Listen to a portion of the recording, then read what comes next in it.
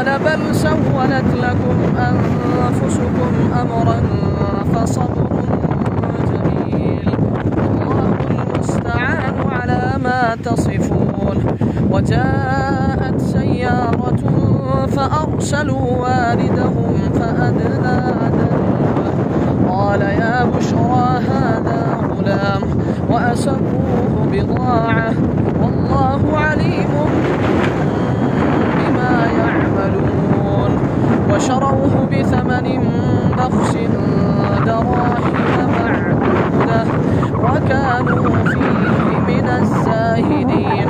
وقال الذي اشتراه من مصر لامرأته أكرمي مثواه عسى أن ينفعنا أو نتخذه ولدا وكذلك مكنا ليوسف في الأرض ولنعلمه من تأويل الأحاديث والله غالب على أمره ولكن أكثر الناس لا يعلمون. ولما بلغ أشده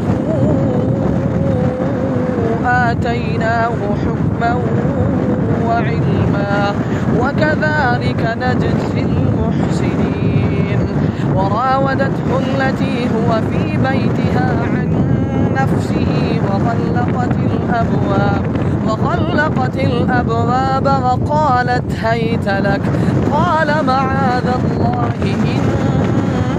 إنه ربي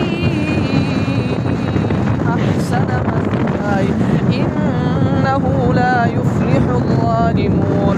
ولقد همت به وهم بها لولا أن رأى برهان ربي كذلك لنصرف عنه السوء والفحشاء إنه من عبادنا المخلصين.